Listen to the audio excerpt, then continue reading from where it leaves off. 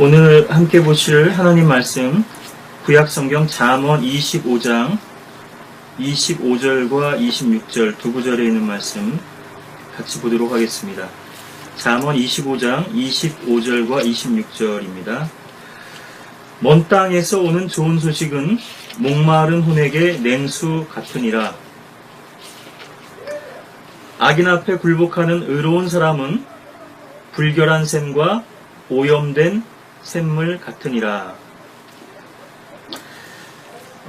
제가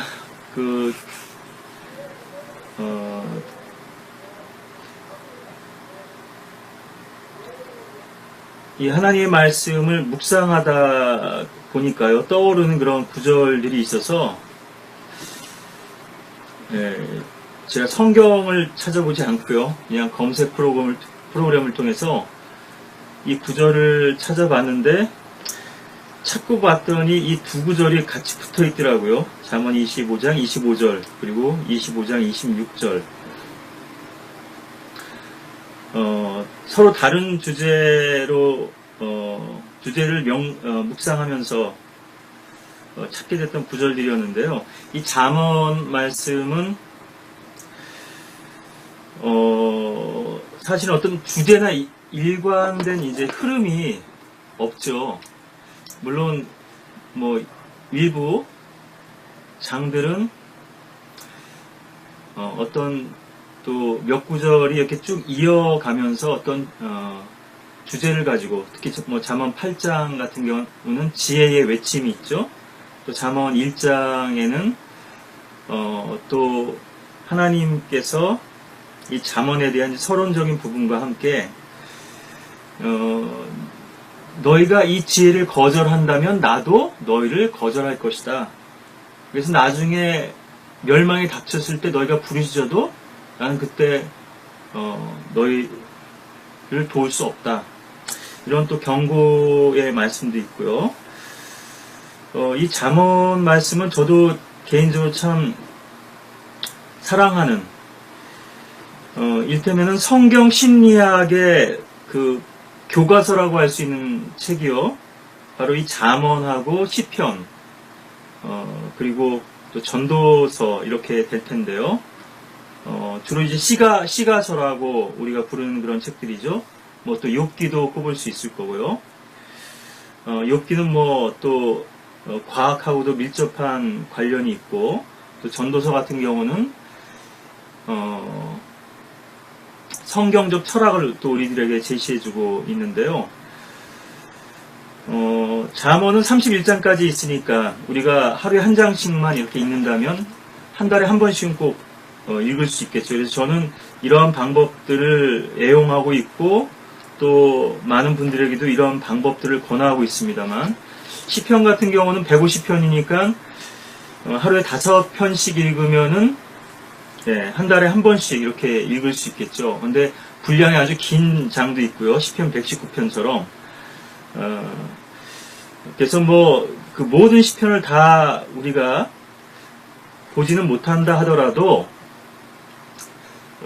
시편을 읽고 또 묵상하는 것을 생활화한다면 주님과 더 깊이 있는 그런 교제를 나눌 수 있을 텐데요. 이 시편은 다윗이 기록한 일종의 이제 경건의 일기죠. 주님께 향한 고백이었고요. 또 간증이고 찬양이고 기도고. 우리가 큐티 얘기를 많이 하는데요. 그래서 다윗은 일테면은 일종의 큐티를 행한 그 기록을 우리들에게 남겨놓고 있는 거죠. 어떻게 주님과 교제했고 동행했는지. 그래서 사실 잠언, 제가 이게 좀 변명이 좀 길어졌습니다. 죄송합니다. 이 잠언 구절을 사실은 기억하기 참 쉽지 않죠. 그래서 하나님께서 저에게 보여주시고자 했던 어떤 분명한 빛과 또 계시가 있었던 것 같은데요. 요즘 참 더운데 아주 시원한 냉수처럼 신약 성경에도 어린아이에게 이 냉수 한 그릇 대접하는 것도 그 상을 잃지 않을 것이라고 그렇게 주님께서 우리들의 모든 선한 행위들에 대해서 보상해 주실 것을 약속하고 있고요. 단지 이것은 그냥 우리의 선행 자체의 문제가 아니고요. 선지자의 이름으로 이렇게 말씀하고 계시거든요. 예, 다른 복음서에서는요. 선지자의 이름으로 선지자를 대접한 자에게는 선지자의 상이 주어질 것이다. 예, 제가 공동수상이나 공동상소 이런 부분들 자주 말씀드립니다만, 예, 그러한 맥락에서 우리가 주님의 사역에 참여한다고 했을 때 어떠한 마음의 자세로 참여하느냐에 따라서 예, 공동 지분을 가지게 된다고 하는 것을 우리는 성경적 근거를 통해서 확증할 수 있지만요. 예, 어린아이에게도 냉수 한 그릇, 또 선지자에게도 찬물 한 그릇 대접하는 것조차도 정말 우리가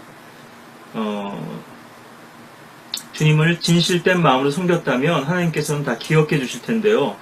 특히나 이 중동 지방에서의 냉수라고 하는 거는 상당한 의미가 있죠. 예. 목이 말라서 갈증으로 죽어갈 수도 있는 거고요. 그 메마른 땅, 황량하고 또 모래 바람이 부는 그러한 곳에서 여행하는 사람에게 이 냉수는 너무나 소중한 것이 되겠죠. 그런 것처럼 기쁜 소식, 먼 땅이라고 했는데요. 우리가 좀 영적으로 적용해 보자면은 북편이죠. 하나님의 보좌에 계신 하나님의 나라, 우리가 북극성이 있는 곳이죠. 알파 드라코니스가 있는 그곳 너머, 이 우주 너머에 있는 셋째 하늘에 계신 하나님의 그 영광의 보좌에서부터 이 낮고 천한 땅에 우리를 위해서 대속하러 오신 주 예수 그리스도의 사랑, 또 그분께서 십자가에서 이루신 그 복된 사건들이 바로 우리에게 어떤 의미가 있는지 하는 것들이 바로 또 우리들에게는 이 메마르고 고난 인생과 영혼에게 또 주신 하나님의 또 귀한 냉수와도 같을 텐데요. 또 우리는 먼저 이러한 냉수를 맛보고 우리의 목마름을 해결받은 또 자들로서 다른 영혼들에게도 이 동일한 복음의 또 생수를 나눠주기를 원하는 거죠. 요즘 같이 이렇게 더운 때, 예, 우리 시원한 물도 참 좋지만요.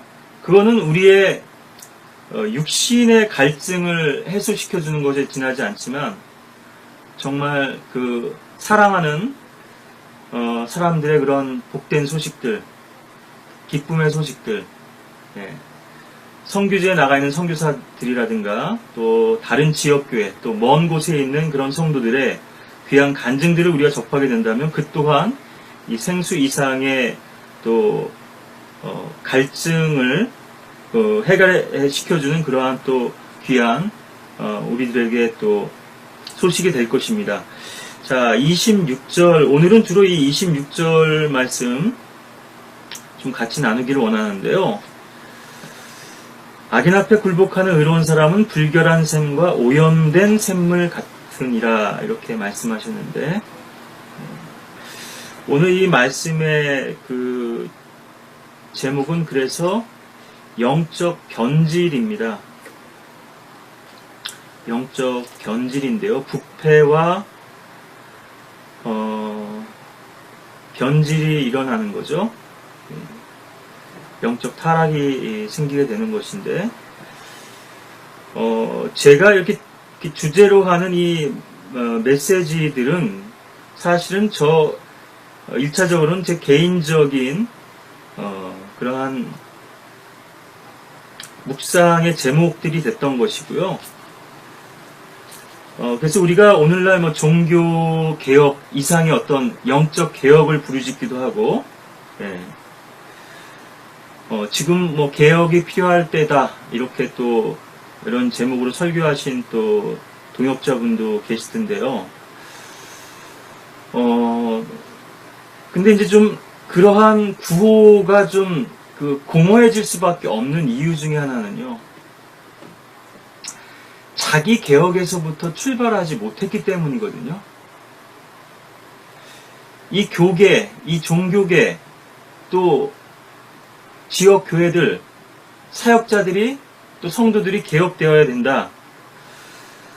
우린 뭐 그러한 필요성을 너무나 많이 공감하고 느끼는 지금 배교한 시대를 살고 있습니다. 그렇지만 그 개혁이 나로부터 또 내 안에서부터 시작되지 않는다고 하면은 그건 참으로 공허한 구호이자 메아리일 수밖에 없거든요.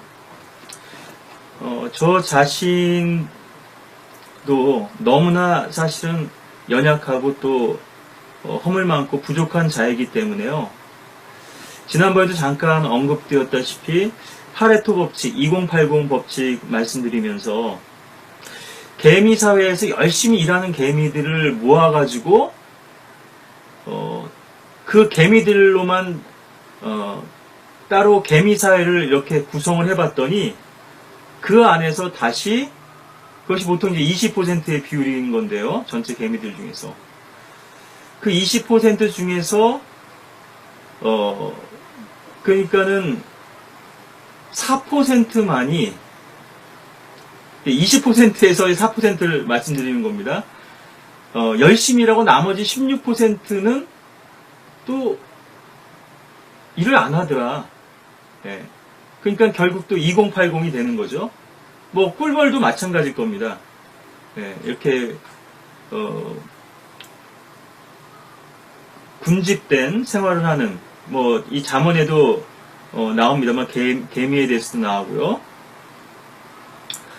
열심히 일하는 그 꿀벌들을 모아다가 또 따로 이렇게 정말 이상적인 일테면은 제가 뭐 많은 것들을 영적으로 비유해서 말씀드리는 건데요. 이상적인 그런 꿀벌 사회를 건설해 보고자 기치를 들고 그 꿀벌들을 데리고 나를 따르라.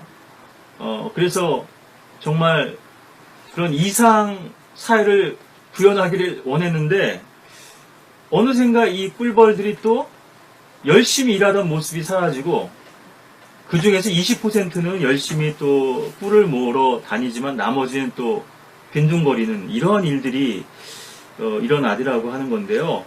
이 부분은 저 개인을 이렇게 돌아보면서 왜 영성이 유지되지 못할까? 주님을 향한 열심이나 사랑과 뜨거움이 왜 계속 유지되지 못하고 항상성을 지니지 못하고 계속 불안정하거나 불규칙하거나 어떤 면에서는 이런 오늘 말씀드리고자 하는 주제처럼 영적 부패와 변질이 일어나느냐 하는 이 부분을 저 개인적으로 이렇게 묵상하면서요. 이 말씀을 또 여러분들과 나누기를 원하는 것인데요. 그래서 이 메시지는 뭐 모든 메시지가 다 그렇습니다만 설교자는요. 사실은 자신 안에서 이 메시지의 어떤 문제들도 발견하는 것이고요. 물론 이것이 또 간접 경험일 때도 있죠. 그런 것들을 통해서 그런 메시지에 대한 필요 또 도전을 받는 것도 사실이긴 하지만 사실 많은 부분은 설교자가 얘기하는 그 내용의 많은 부분은 사실 자신의 얘기를 하는 겁니다. 네. 자신의 실패고요. 자신의 좌절이고 절망이고 또 자신의 몸부림과 또 그런 괴로움과 고통들 가운데서 주님께서 보여주신 것들을 또 성도들과 함께 나누는 것인데요. 그래서 이러한 설교자가 먼저 주님 앞에서 이런 문제를 가지고 십자가 앞으로 나아가서 해결받았던 어떤 경험 없이 이 말씀을 증거한다고 하는 것은 참 또 공허해질 수밖에 없는 것이죠. 아무리 뭐 유식한 말로 또 많은 뭐 지식, 논리, 뭐 그런 이성적인 체계를 가지고 이야기하고 주장한다 하더라도 뭐 또 말씀드릴 수밖에 없습니다만 so what? 그래 그게 뭐 어쨌다는 건데 그래서 어떤 의미가 있는 건데 그게 우리한테 한 시간 내내 열변을 토했는데 과연 그래서 그게 당신하고는 무슨 의미가 있었고 우리들에게는 어떤 의미가 있는 거요? 그래서 서기관들과 바리새인들의 말은 그런 공허한 말들이었다는 거죠. 백성들이 들었을 때. 그런데 예수님의 말씀을 듣고 보니까 권위 있는 말이었다는 거죠. 마음속 깊은 패부를 찌르는 그런 아주 통렬한 말씀이었고, 뭔가 속을 시원하게 해주는, 오랫동안 고민하고 또 궁금해하던 그런 것들이 일시에 해소되는 그런 아주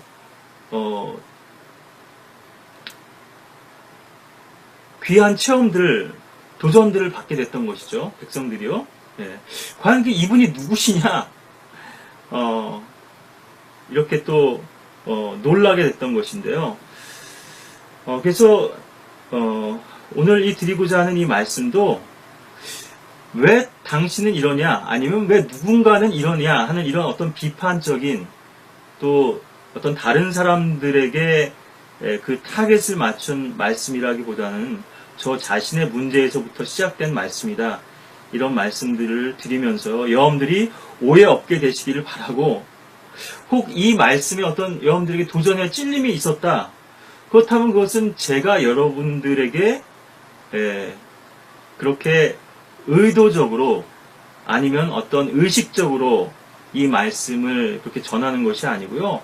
성령께서 여러분들에게 주시는 그러한 말씀의 또 도전이고 찔림이라고 생각하시고, 하나님께서 나에게 원하시는 것이 무엇이고 또 나의 영적 문제는 무엇이냐, 이렇게 여러분들 자신을 또 말씀 앞에 겸손하게 돌아볼 수 있는 그런 또 시간들이 되셨으면 좋겠는데요. 자, 날이 더우니까 요즘은 사실은 음식이 빨리 상합니다.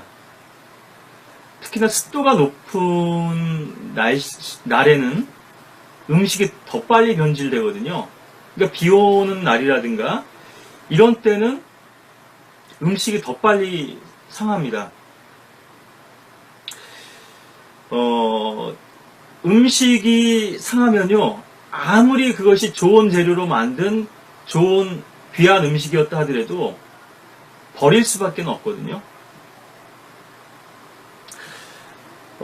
저 자신의 문제라고도 말씀을 드렸습니다만은,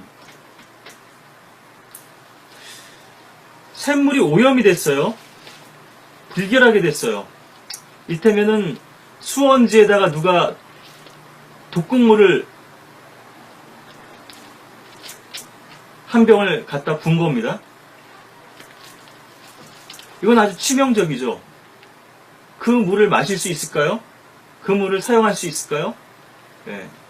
인체에 아주 치명적인 그런 독극물이 거기에 담겨있기 때문에 아무리 소량이라 하더라도요, 사람이 그 물을 먹을 수는 없죠. 그 물을 먹었다가 어떤 일이 벌어질지 모르니까요. 또 그러한 결과가 그 즉시로 나타나지는 않았다 하더라도 일정 시간이라든가 일테면 뭐 잠복기를 거치고 나서 또 어떤 이상 징후나 또 질병이나 문제가 생길지도 모르니까요. 뭐 지금 아프리카 같은 데서는 물이 귀하니까 더러운 물들도 식수로 사용하고, 또 그로 인해서 수인성 질병이 많이 생기죠. 뭐 태국 같은 나라도 마찬가지고요. 그래서 그런 나라에 가면 위생 상태가 좋지 않기 때문에 샐러드 먹지 말라 그러더라고요. 탈난다. 물도 가려 먹으면 탈나지만요. 어떤 뭐 식품, 음식 이런 평하는 그런 이제 평론가가 그런 말을 하던데요. 세계 곳곳을 다니면서 그런 세계 여러 나라의 그런 음식들을 먹어봤는데, 그런 데서는 물이 깨끗하지 못하기 때문에 그런 물로 씻은 채소나 샐러드를 먹게 되면은 탈이 날 수밖에 없으니까 안 먹는다 그러더라고요. 익힌 음식 이런 걸 이제 먹는 거죠. 위생 상태가 안 좋으니까. 이 사람도 마찬가지죠.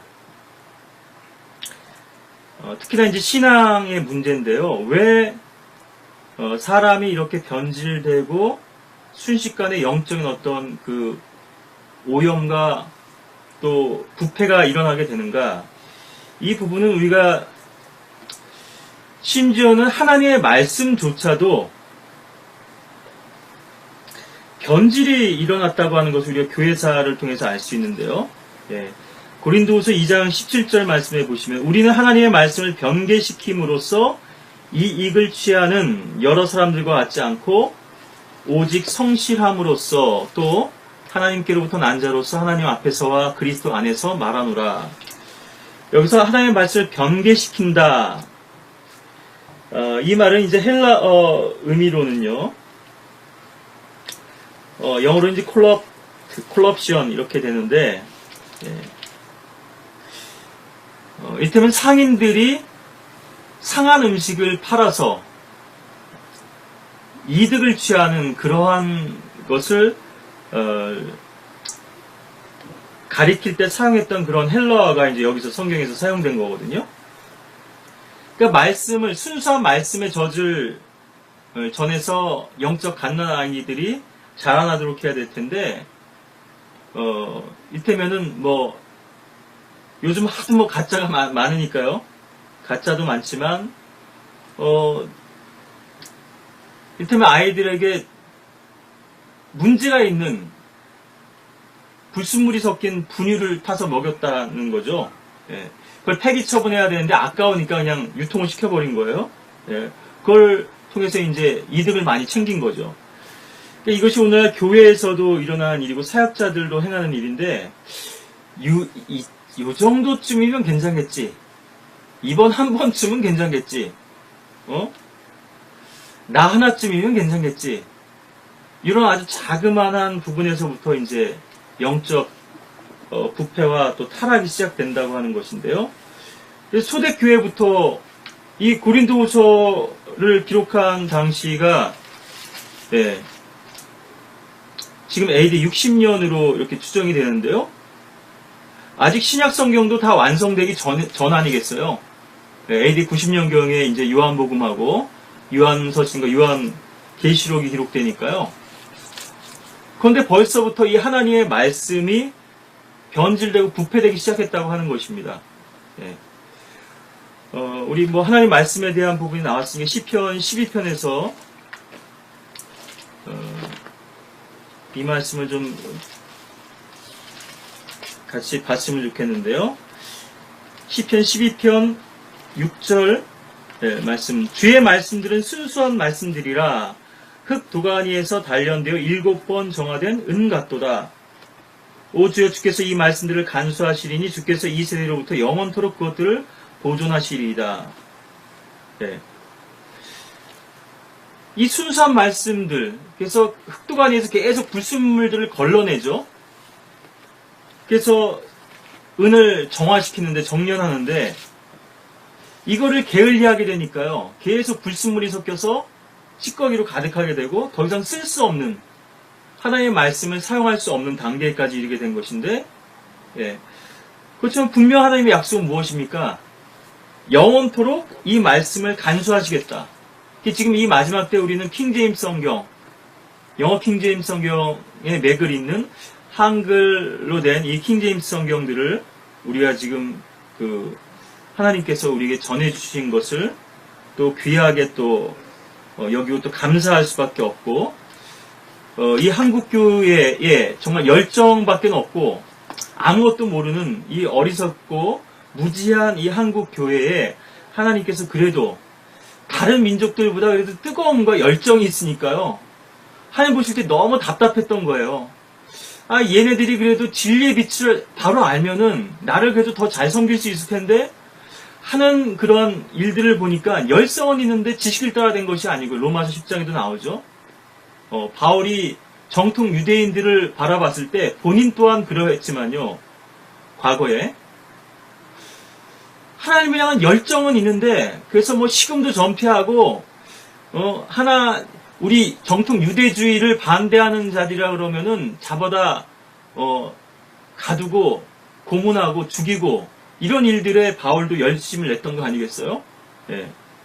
그래가지고 어떻게든지 뭐 체포조까지 이제 결성을 해가지고 내가 저 바울이라는 놈을 죽이지 않으면 잠을 안 자겠다, 밥도 안 먹겠다, 이런 열성을 품은 사람들이 그렇게 많았다라는 거죠.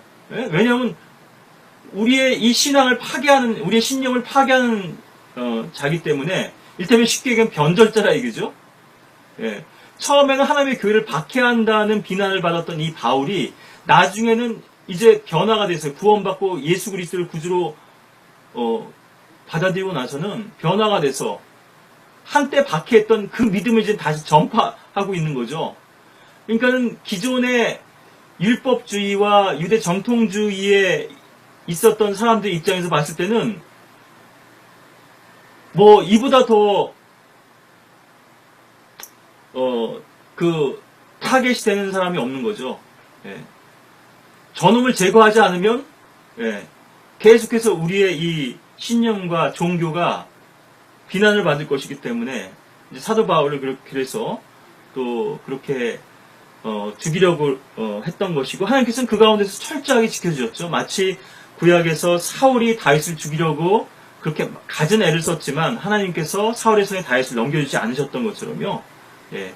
로마 군대, 로마 장교와 그 백부장과 병사들이라고 하는 호의 속에서 복음을 전하기 위해서 카이사 앞에, 예, 로마로 향하게 되는 거죠. 참 아이러니하면서도 아주 극적인, 하나님께서 어떻게 놀랍게 이렇게 역사하시는가 하는 것들을 우리가 또 경탄하지 않을 수 없는 그러한 또 드라마이자 사건 중에 하나죠. 사도 바울의 생애 자체가, 삶 자체가. 예, 그래서 사도 바울은 또 그런데다가 능력 있는 역사들이 일어났고 많은 사람들이 변화되는 거죠. 사도 바울 혼자만 일테면 예수 도담으로 크리스천이 되고 예수 이단에 빠졌으면 뭐 그런 대로 그냥 넘어갈 텐데, 율법을 그렇게 열심히 따르던 유대인들이 계속해서 사도 바울에게, 예, 복음을 듣고서는 이제 거기에 끌려가고, 일테면 전향을 하니까요. 예, 개종을 하니까 뭐 그걸 그냥 자시하고만 있을 수 없었던 거죠. 자, 그래서 이 말씀을 우리들에게 보존해 주시겠다고 하는 이 약속이 있는데요. 이 약속의 말씀이 있다는 것은 다시 얘기해서 그 이면을, 동전의 그 다른 면을 우리가 보자면 얼마나 많은 말씀에 지금 부패가 일어나는가 하는 것을 우리가 또 간접적으로 알 수 있는데요. 그래서 오늘날 수백 개의 역본이 있습니다. 성경 역본이 있는데요. 그 중에서 킹제임스 성경을 제외한 나머지 역본들이 다 부패되어 있어요. 그리고 그 부패 정도가 너무나 극심하기 때문에 도저히, 예, 우리가 하나님의 말씀이라고 인정할 수 없는, 이 개역 성경은요 사실은 짬뽕 성경입니다. 예, 원래 그 저본으로 했던 RV라든가요, 그 일테면은 레슬 알란드 판이죠. 예, 또 연합성서경의 판으로 하자면 UBS 3판이고요. 레슬 알란드 판으로 치면 26판인데 그 저본대로 번역한 게 아니에요. 이 성경을 번역하는 사람들이 아무래도 자기들을 신앙하고 안 맞거든요. 우리나라에 이제 선교사로 왔고 또 성경을 번역하는 작업에 같이 동참했던 사람들이 봤을 때 취사 선택한 겁니다. 올바른 하나님의 말씀으로만 따라갔으면 좋았을 텐데 일단 저본 자체를 잘못 선택했지만요. 그래 그거를 다 그대로 번역했으면 완전히 이제 쓰레기가 됐을 텐데, 엉망이 됐을 텐데, 그래도 그 중에 몇 개는 이건 도저히 아닌 것 같거든요. 이 짬뽕으로 번역을 해놨어요. 이게 아주 개역 성경은 일테면 족보도 없는 그러한 일테면은 사생아 성경이라고도 할 수 있을 텐데요. 그 출처가 불분명한 성경이거든요. 어찌됐건 우리가 다른 선택권이 없고 다른 성경이 없었을 때, 다른 성경이 없었을 때는 개역 성경을, 예, 썼었습니다. 저도 마찬가지고요. 이전에 신앙생활했던 많은 분들도 그렇죠. 그런데 대한성서경회 자체에서도 그 성경이 문제가 많다, 하자가 너무 많다는 것을 인정하고서는 개역 개정판을 냈잖아요. 그런데도 교회가 이거를 거부하는 겁니다. 안 받아들여요. 이 책장사가 안 돼요, 이를테면은. 그러니까는 개역 개정판만 원래는 내고 개역 성경은 폐기하고 이를테면은 더 이상 출간하지 않으려고 했는데 이게 안 되니까는 계속 개역 성경을 지금도 출간하고 있는 거죠. 참 그 아이러니한 현상인데요. 이 한국 교회가 얼마나 지금 이를테면 보수라고 하는 것이요. 성경에도 옛길을 따라가라 이렇게 말씀이 있는데 예레미야서에도요. 우리가 옛것을 지키면 무조건 그것이 좋은 거냐? 그것만은 아니거든요. 보수는 무조건 좋고 진보는 무조건 나쁜 거냐? 아니면 반대로 진보는 무조건 좋고 보수는 무조건 나쁜 거냐? 무엇을 지키냐? 이것이 관건이죠. 예. 이게 변화를 싫어하는 거예요. 우리 한국 교회나 한국 사람들은요. 정치도 그렇고 많은 부분에서 정말 정치가 변해야 된다, 우리 사회가 변해야 된다 말은 합니다. 구호는 부르짖지만 실상 변화를 거부해요. 기득권을 누리고 싶고요. 자기들이 가지고 있는 그것을 놓기를 원치 않아요. 이것이 사회 전반의 문제이기도 하지만 영적으로 교회의 문제고 신앙인들의 문제이기 때문에 이 교회가 영적으로 부흥이 안 되고 개혁이 안 되는 겁니다. 계속 안주하고 편안하게 신앙생활 하려고 하고요. 종교생활 하려고 하고 목사들도 마찬가지고요. 성경 바꾸면 제일 일단 불편한 사람이 누구겠어요? 설교하는 설교자들이죠. 예.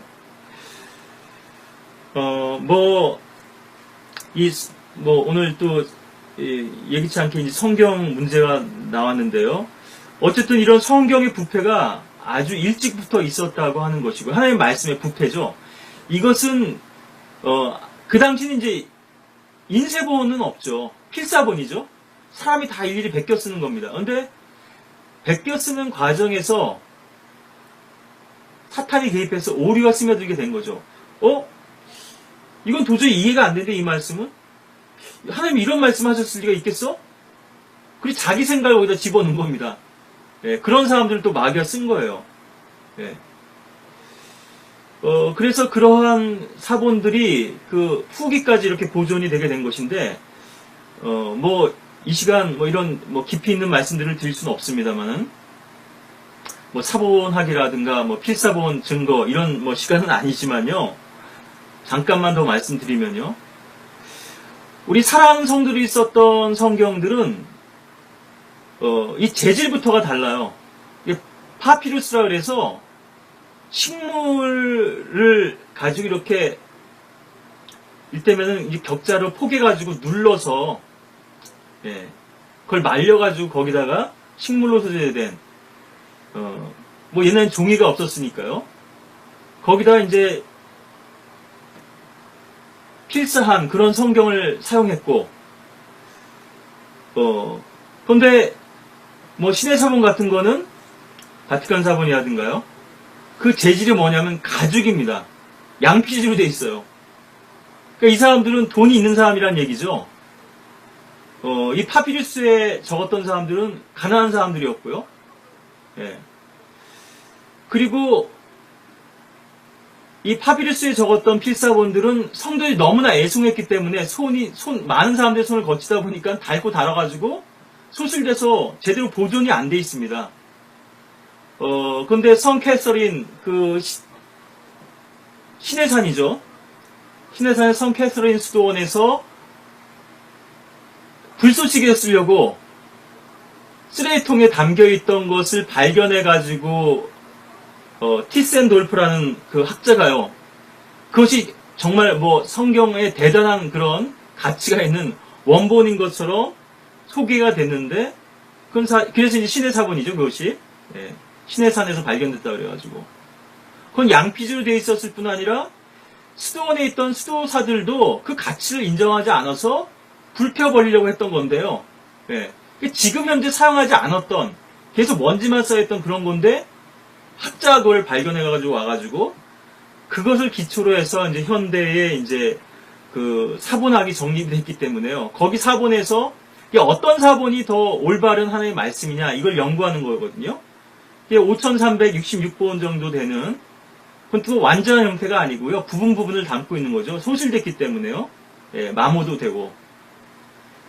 예, 그래서 어떤 성경이 더 올바른 성경이냐 이런 것들을 연구를 한 것인데 학자들이 오히려 이것을 기존의 교회를 통해서 올바른 하나님의 말씀이 전수되어 왔는데 그것이 이제 킹제임스 성경이죠. 많은 이제 교회들을 통해서 전수가 되어 왔던 건데 그것을 부정하고 우리가 이 최근에 발견한 이 사본을 통해서 더 온전한 말씀이 어떤 것인지를 우리가 지금 연구했다. 그렇게 해서 나온 것이 이제 메슬 아난드판이고요. 그걸 가지고 이제 1880년대에 RV가 나왔고요. 영국에서 리바이스드 버전이 나온 거고요. 그러니까 기존의 킹제임스 성경을 개정했다 이거죠. 근데 지금 이 RV는 쓰지도 않거든요. 벌써 뭐 3, 40년 된 거잖아요. 그리고 이것이 미국에서 출간된 게 아메리칸 스탠다드 버전입니다. 그러니까 똑같은 거예요, 사실 이 RV하고 아메리칸 스탠다드 버전은요. 그 뿌리가.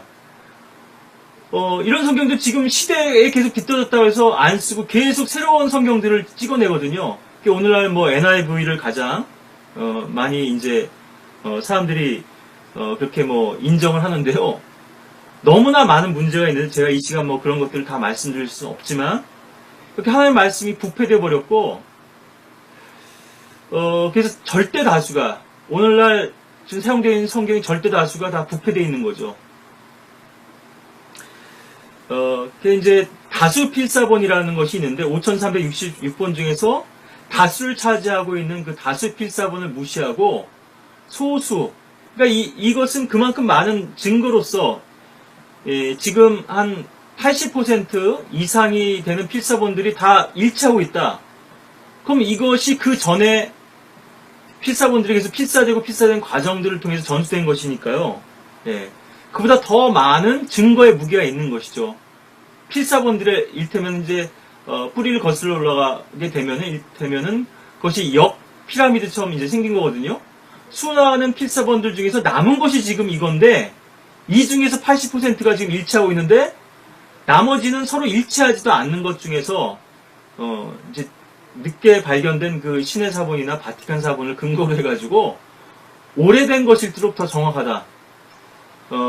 우리가 이 필사본들의 역사를 추적해 가 보게 되면은 발견된 시기는 늦었지만 그것은 사실은 초대 교회까지 거슬러 올라가는 거거든요. 또 이런 것들이 많은 초대 교보들이라든가 그런 뭐 성구집을 통해서도 우리가 확인할 수 있고 하는 내용들인데요.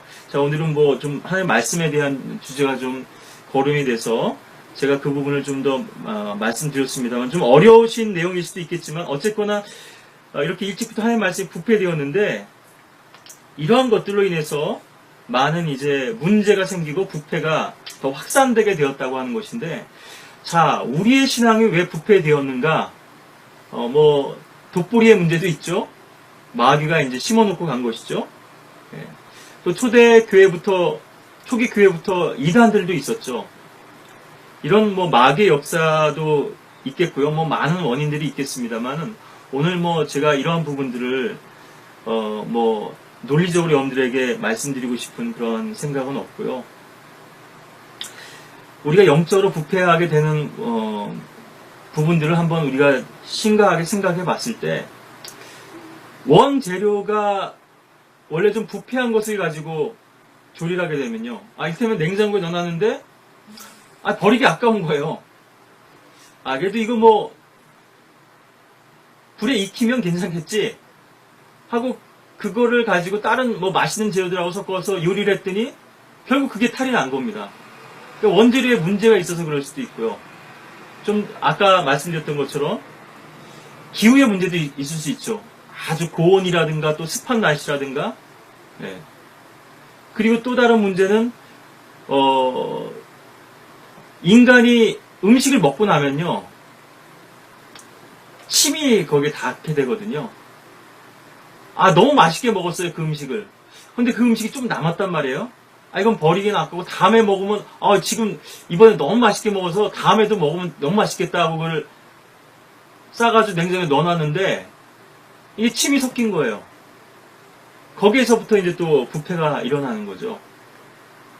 그래서 많은 부분은 사실은 내적인 문제라고 하는 거, 외적인 요인이라기보다는요, 내적인 문제라고 하는 것을 제가 좀 이런 실예를 들어서 말씀을 드리면서 이 부분에 대한 또 해결책을 우리가 또 말씀을 통해서 좀 찾아보기를 원하는데요. 열왕기하를 보시면요, 우리 출애굽기에도 보면은 마라의 쓴물도 나오죠. 예, 그 쓴물을 치유했던 것은 결국은 나뭇가지였잖아요. 하나님의 께서 알려주신 그러한 방법대로 순종했을 때 그 쓴물이 단번에 해결됐거든요. 여기 열왕기하 2장 19절부터 22절까지 있는 말씀. 그래 이제 제가 뭐 좀비 영화 말씀도 드리고 그랬습니다만은, 사람이 변질되는 거는, 이 신앙이 변질되는 거는 순식간이거든요. 우리 자신의 신앙도 그렇고요. 우리가 철저히 이런 부분들을 돌아보고 관리하지 않으면, 하나님의 말씀의 능력으로 지속적으로 치유받지 못하면 그 부패 정도가 심해질 수밖에 없고요. 어제까지도 멀쩡했던 사람이 오늘 갑자기 좀 이상한 반응을 보이고 행태를 보인다 이거죠. 예. 도저히 상식적으로도 이해할 수 없고 도저히 납득할 수 없는, 이성적으로도 이해할 수 없는 그러한 행동을 보였을 때 우리는 좀 당황스럽게 되는 거죠. 왜 저 사람이 저렇게 이상한 행동을 하고 달라졌을까? 예. 뭔가 지금 영적인 문제가, 심각한 문제가, 그것이 뭐 질병일 수도 있겠고요. 예. 상처가 났으면은 이걸 빨리 치료를 해야 되거든요. 근데 이 상처를 그냥 내버려 두면은 이 상처가 번질 수밖에 없는 거죠. 예. 우리 마음에도 사실 상처가 생기는 건데, 지난번에도 상한 감정의 치유라는 그런 책 제목도 말씀을 드렸었는데, 우리가 뭐라고 쉽게 이렇게 얘기를 하냐면요, 속상하다 이렇게 얘기를 해요. 속상하다. 우리의 마음속이 지금 골마 터지고 문드러져 가지고 다 지금 상한 거예요. 상처가 나고, 예, 지금 병이 든 거예요. 참 일리 있는 말이죠. 예, 옛 어른들이 이렇게 썼던 언어들을 보면요, 참 공감이 되고 일리 있는 말들이 많거든요. 그래서 병마와 싸운다. 이 병의 근원이 어떤 영적인 부분, 마귀적인 데서부터 왔다고 하는 것을 우리 조상님들은 그래도 좀 볼 수 있는 눈이 있었던 거죠. 그런 해안이. 예, 물론 하나님의 존재를 바로 알지는 못했습니다만은, 그리고 또 그것을 해결하기 위해서 무당 구슬한다든가 이러한 또 잘못된 길을 찾아갔지만, 어쨌든 알고 있었던 거죠. 그런 부분들을, 영적 세계들을 좀 알았던 거죠. 예. 속상하다. 예. 우리의 마음이 괴로울 때 그렇죠.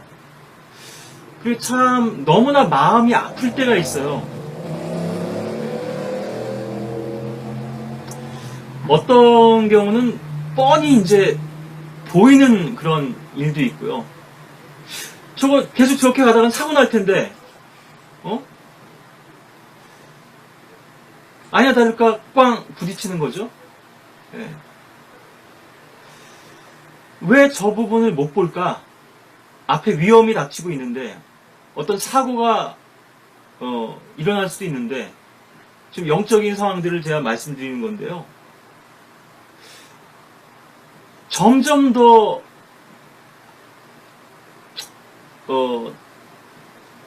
일테면은 패착을 하게 되는 거거든요. 악수를 두게 되는 건데요.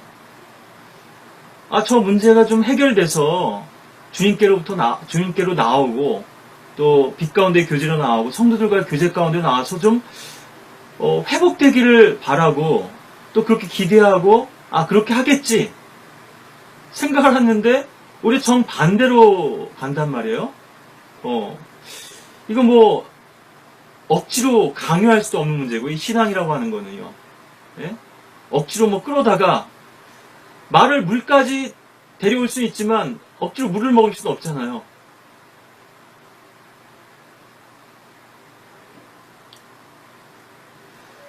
그랬을 때 너무나 마음이 이제 아프고 또 안타깝게 되는 것인데요.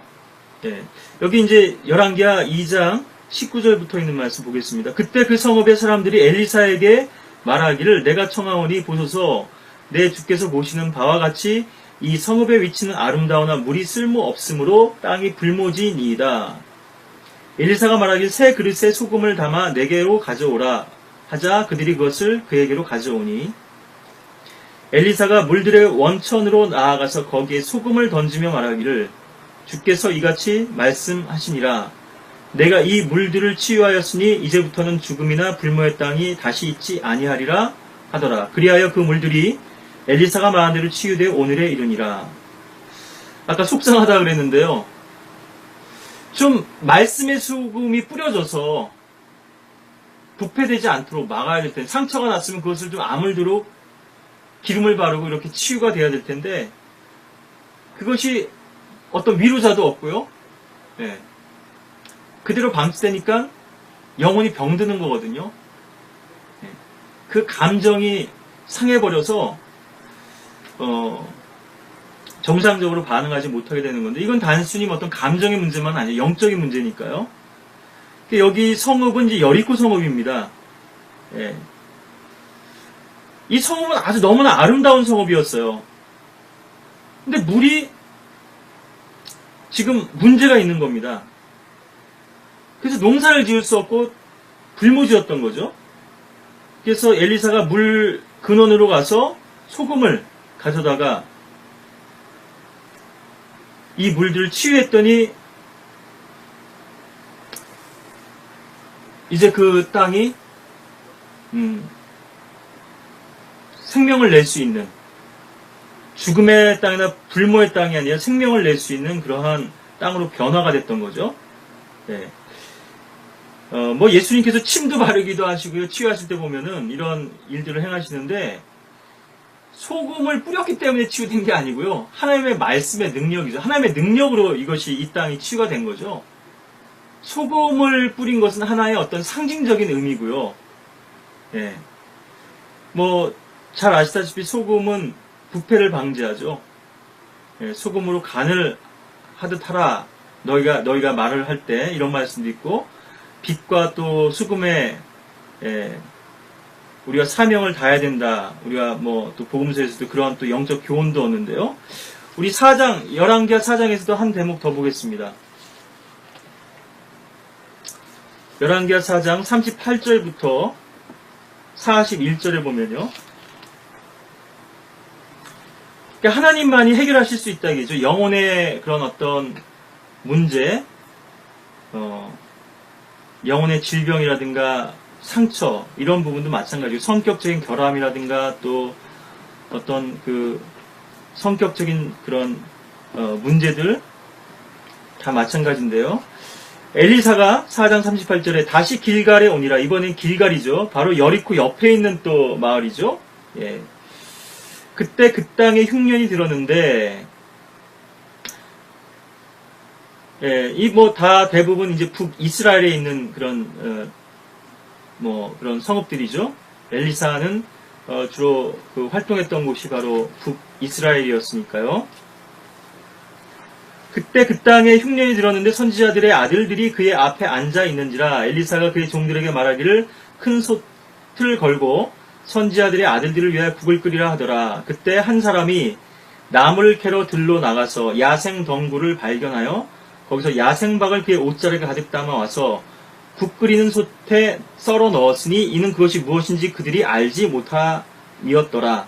그리하여 그들이 사람들에게 떠줘 먹게 하니 그들이 국을 먹다가 소리질러 말하기를 오 하나님의 사람이여 솥에 죽음이 있나이다 하고 그들이 먹지 못하더라.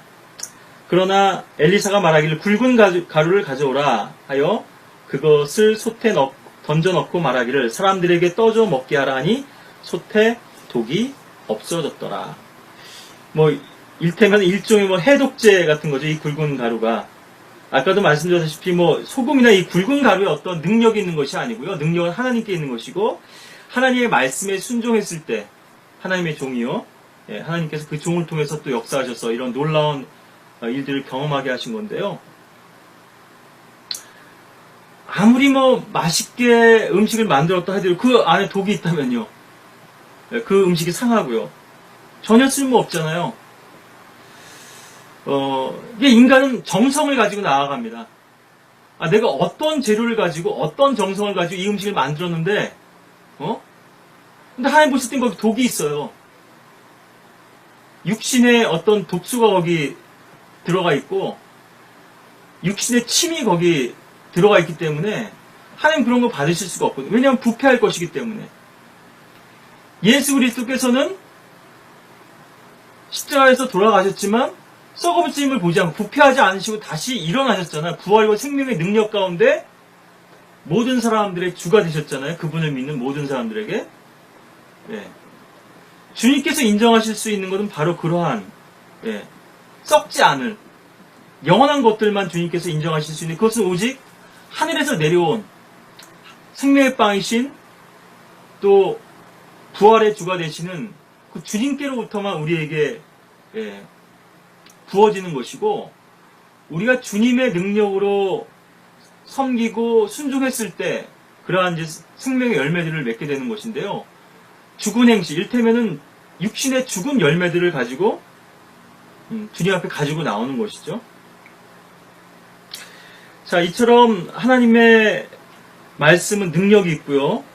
또 주님께서는 우리들에게 이러한 치유책을 제시하고 계신데, 우리가 이걸 거부하는 겁니다. 인간들이요. 인간들이 하나님의 치유의 방법을 거부하고 자기 힘으로, 자기 수단과 능력으로 이것들을 해결해 보려고 하고, 또 안 되면 계속 이것을 포장하고 감추거든요. 그러니까 나중에 이제 더 크게 이제 문제가 되는 건데요.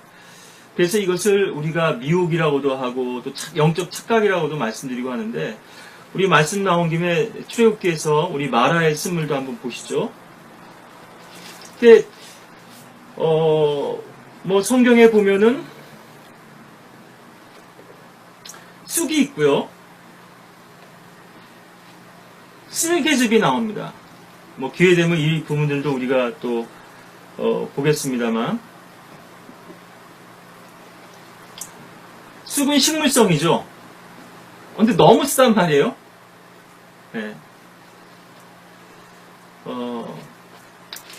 일종의 이제 독초라고 할 수도 있을 거고요. 물론 뭐 모든 식물에는 어느 정도 독성이 들어있다고 합니다만, 또 그것을 적절하게 써서 이제 한약재로, 약으로도 쓰는 거죠. 출애굽기 15장인데요.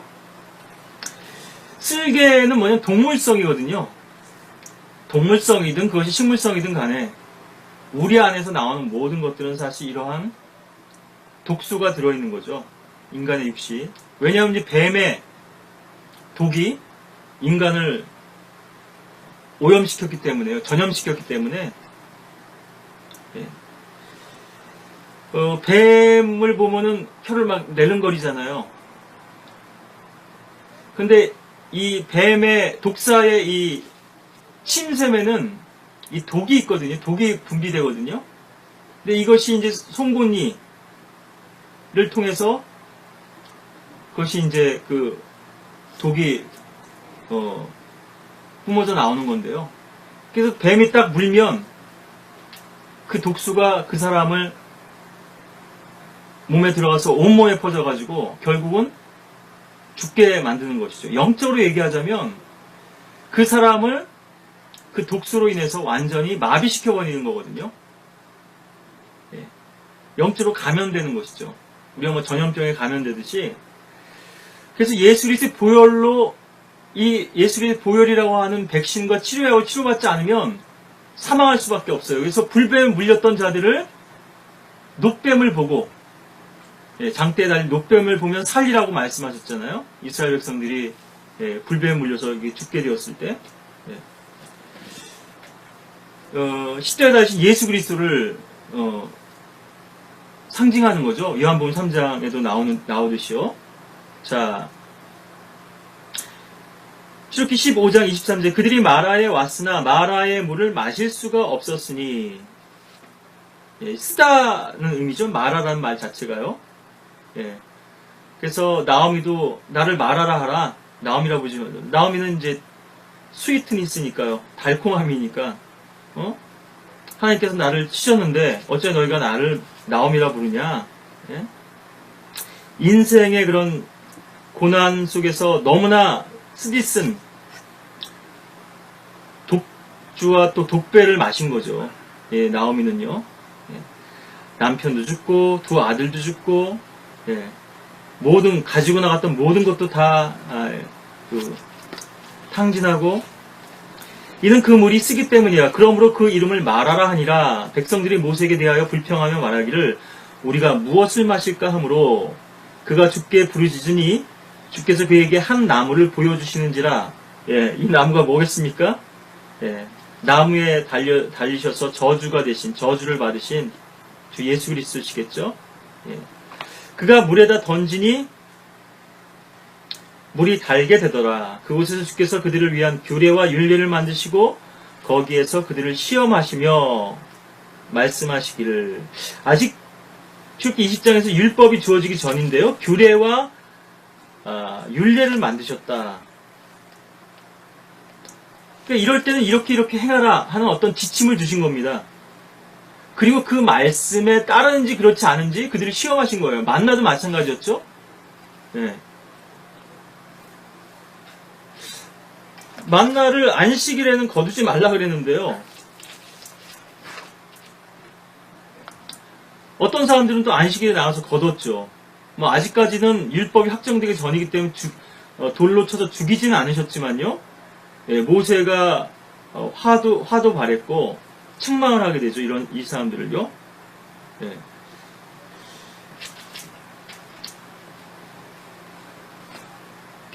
그 26절에도 보시면은 이집트인들에게 가져왔던 그 질병들의 하나도 너에게 내리지 아니하리라. 예, 이런 약속을 주셨는데요. None of these diseases. 그래서 이러한 제목으로 된 책도 있는데요. 예, 놀라운 약속이죠. 그러니까 건강은 사실 모든 질병도 사실 이집트로부터 기인하지만요. 건강은 하나님의 말씀에 우리가 순종하느냐 그렇지 않은 데서부터 문제가 생기는 거죠. 아까도 병만 말씀드렸는데요. 사람들은 자꾸 어떤 물리적인 것만 찾아요. 뭐 좋은 음식 먹고 지금 이제 뭐 삼복더위니까 이때면 삼계탕도 먹고 물론 필요하죠. 예? 오히려 겨울에도 지방이 필요하지만은 이 체온을 유지하기 위해서, 체온을 낮추기 위해서, 겨울엔 체온을 높이기 위해서 지방이 필요했고요. 이 여름에도 지방이 필요하다 그러더라고요. 기름진 음식도 먹어야 된다는 거죠. 네. 이는 내가 너를 치유하는 주이기 때문이라 이렇게 말씀하셨는데요. 여기 16장 28절에도 보시면은 주께서 모세에게 말씀하시기 너희가 언제까지 나의 계명들과 나의 법도들을 지키기를 거부하겠냐. 아직 율법 주어지기 전이에요. 계명도 나오고 법도도 나오죠. 왜 만나 거두러 나갔냐는 거죠. 안식일에. 이틀치 안 거두고 예비일인 토요일에 언제까지 내 말을 안 들을 건데 니들이 주님께서 생수의 샘물도 주시고 쓴물도 달게 해주시고 27절에 보면은 엘림에 12샘물이 있었죠. 네.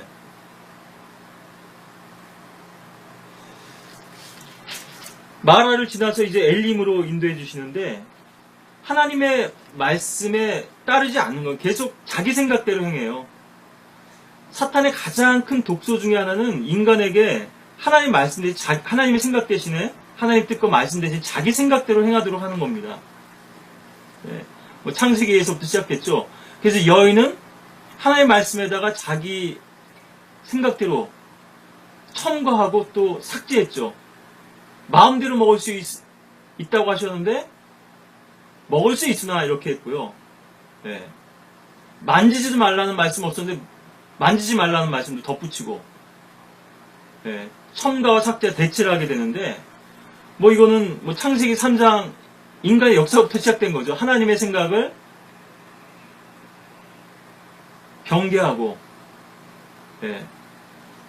자기 생각으로 대치하는 또 이 자기 생각은 결국 인간의 생각일 뿐 아니라 마귀의 생각이 거기에 침투되는 거죠. 스며들게 되는 거죠. 유입되는 거죠. 자, 그래서 결국 우리는 이런 영적 부패가 일어날 수밖에 없는 내적 결함과 문제를 가지고 있다고 하는 말씀이고요. 그래서 끊임없이 주님과 교제를 나누고 말씀의 문을 씻고 또 예수의 보혈로 우리를 정화시키지 못한다면 이 부패는 순식간인데 제가 오늘 드린 이 말씀은요. 뭐 단순한 이 어떤 영적 부패나 우리에게 스며드는 어떤 마귀의 육신의 틈까지 스며드는 마귀의 어떤 개입 이런 것들을 말씀드린 게 아니라 이런 것들이 오래 방치돼서 더 이상 이제는 그 사람을 회복시킬 수 없는 불능의 단계까지 이르게 되는 그러한 영적 변질을 지금 말씀드리는 건데요. 우리가 자주 넘어지기 실패할 수 있습니다. 그런데 그걸 빨리 회복시켜야 되거든요. 예수 그리스도의 보혈을 의지하고 빨리 주님 말씀 앞으로 나오고 십자가를 의지하고 근데 이것들을 계속 방치해 놓게 되면요. 그리고 하나님의 말씀을 거역하고 내 뜻이 옳다. 그리고 내 고집대로 하겠다. 이걸 계속 밀어붙이게 되면요. 더 이상 돌이킬 수 없는 그런 단계까지 이게 되는 거거든요. 본인은 그것이 올바른 길이라고 확신하고 가지만 사실은 멸망의 길이고요. 제가 오늘 잠깐 햄버거 가게 들려서 이렇게 보니까 몰몬 명찰단 두 사람이 있더라고요. 한 사람은 또 미국에서 온 사람 같고 유타주 쪽에서 한 사람은 우리 한국 사람이던데요. 요즘은 뭐 외국 사람들 뭐 너무 쉽게 볼 수 있죠. 우리나라에서 지금 뭐 외국 사람들이 뭐 200만이라 그러던가요? 얼마라 그러던가 이렇게 하는데 뭐 별 거부감 없죠. 이전만 해도 뭐 양복 입고 넥타이 메고 이렇게 두씩 다니면 아 몰몬인가 보다 이렇게 생각하는데 미국도 가서 보니까는 메노나이트들의 일파인데 아미시라 그래가지고요. 지금도 전기나 모든 교통수단들을 차단시키고 아이들 학교도 안 보내고 전통적인 방식으로 복식도 옛날 그대로고요. 옛날 중세의 유럽에서 입었던 그런 복식인데 그 사람들의 믿음을 신앙을 고수하겠다고 하면서 그냥 그 형식만 지금 가지고 있는 거죠. 말씀을 붙들어 아까도 보수 무엇을 우리가 지키느냐 이것이 중요하다고 그랬는데요. 하나님의 말씀에 진리를 붙들어야 돼. 진리는 자유하잖아요. 어디에 매여 있는 게 아니거든요. 근데 어떤 형식 속에 그 진리를 가뒀기 때문에 아주 배타적이고 비타협적이고 자기들의 신앙을 이렇게 고수하면서 공동체 생활을 하지만 뭐 기계도 안 쓰고요. 그래서 뭐 그 사람들의 농사 짓는 거를 뭐 이제 더 인정해 주는 거죠. 농약도 안 쓰고 기계도 사용하지 않고 다 이렇게 일일이 손으로 하니까요. 어떤 면에서 긍정적인 면도 있을 수 있죠. 생활 방식의 문제라면 그것은 뭐 전혀 상관할 문제가 아닙니다. 뭐라고 얘기할 게 아니에요. 근데 신앙이 계속 변질됐잖아요. 그 형식, 옷차림이라든가 라이프 스타일은 유지했을지 모르지만 시대가 이렇게 바뀌었는데 라이프 스타일의 문제가 아니라 신앙이 계속 고여있다 보니까 썩게 된 거거든요. 오염된 겁니다. 몰몬도 마찬가지. 이 먼 나라까지 와서요. 본인들은 진리를 전한다고 하는 거 아니에요. 근데 사실 이단 교리를 전파하고 있는 거잖아요. 몰명령 들고 다니면서요. 그러니까 몰몬들은 계시록 11장에 나온 두 중에 한 사람이 몰몬경 두 중에 하나가 이제 몰몬경이라 얘기죠. 성경하고 몰몬경. 더 향상된 계시라는 건데요. 일테면은. 근데 성경하고 안 맞는 게 너무나 많잖아요. 배치되는. 둘 중에 하나는 틀렸겠죠. 이거 짬뽕될 수 없는 건데요. 제가 드리고자 하는 말씀은요. 이 영적 변질이라는 게 얼마나 심각한가. 얼마나 열심히 하고 있느냐가 중요한 게 아니잖아요. 얼마나 많은 희생을 하고 있느냐가 중요한 게 아니잖아요. 아까도 음식 다 버릴 수밖에 없다고 그랬잖아요. 변질되면. 1%의 문제입니다. 사실은. 우리가 지금 이 기독교계에서 논제하는 부분은요. 99%를 잘하고 있다. 이게 문제가 아니에요. 지금 교계 99%의 교회들이 어디를 향하고 있느냐? 교회의 어떤 성장, 외형주의, 뭐 이것도 문제지만요. 복음이 없고 생명이 없잖아요. 구원이 없잖아요. 진리도 없고, 사람의 생각으로만 가득 차 있고. 사람들 보기엔 좋죠? 예. 아주 작은 차이지만, 이것이 작은 누룩이 온 반죽을 부풀게 하는 거잖아요. 예, 이 독보리가 심겨져서 부패가 시작되는 건데, 우리 신앙도 마찬가지라고 하는 것입니다. 한 작은 그 실패와 오류가 또 넘어짐이 그것을 본인이 올바른 길이라고 착각하고 계속 그것을 밀어붙이게 되면요, 결국 하나님께서 그 사람을 어둡게 만드시고 혼잡게 만드시고 어리석게 만드셨어요. 자기 생각 가운데서 열심히 달려가다가 멸망하게 하시는 거거든요. 우리 안에서 나오는 용의 독 같은, 쓸개즙 같은, 또 숯과 같은 그러한 오염된 생각들을 말씀의 물로 정화시키고 나의 생각들을 버리고 주님께로 나와야 될 텐데 계속 자기 생각을 붙드는 거거든요. 그런데 이것을 알지 못하기 때문에 계속 속는 겁니다. 하나님의 말씀과 자기 생각을 교묘히 섞고 있기 때문에요. 그것이 자기 생각이라고 그렇게 생각을 못해요. 여기 나뭇가지를 이제 마라에 던졌더니 그 물이 달게 됐죠. 이런 영적 경험들을 구원받은 성도님들이라면 누구나 다 하신 거죠.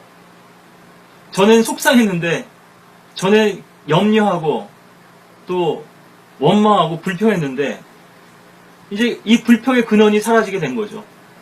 예수 그리스도께서 나의 죄의 문제를 해결해 주셨기 때문에. 그 나뭇가지는 아마 크로스였다고 생각이 되면 저는 뭐 성경에 그런 거 나와 있지 않지만 분명히 우리가 여기서 구약에서 발견할 수 있는 건 예수 그리스도 십자가하고 그분의 대속이죠. 나무에 달려 돌아가신 그분의 대속과 보혈의 능력으로 우리의 모든 쓴뿌리들이 제거되고 그래서 우리의 마음의 정원에서 모든 잡초라든가 또 모든 그러한 그 불필요한 것들 다 걷어내야 되겠죠. 뭐 돌멩이라든가요. 그래서 옥토와도 같은 마음밭이 돼서 말씀을 받아야 이제 우리가 풍성한 30배와 60배와 100배의 결실을 맺을 수 있을 텐데, 문제는 하나의 말씀에 있는 것이 아니고요. 근본적으로는요. 물론 병기한 성경도 있고 강단에서 선포되는 인본주의적인 그런 메시지도 있고요. 근데 바른 말씀이 전파됐는데도, 바른 진리를 붙들고 있는데도 문제가 생겼다면 우리 내부의 메커니즘에 어떤 문제가 생겼다고 말씀드렸잖아요. 우리가 마음밭을 쟁기질하지 않았기 때문이고요. 마음의 독소를 제거하지 않고 마음의 돌짝밭을 갈아엎지 않고 마음의 잡초들을 뿌리 뽑지 않았기 때문이거든요. 그냥 낫으로 베어버리면 편합니다. 그죠?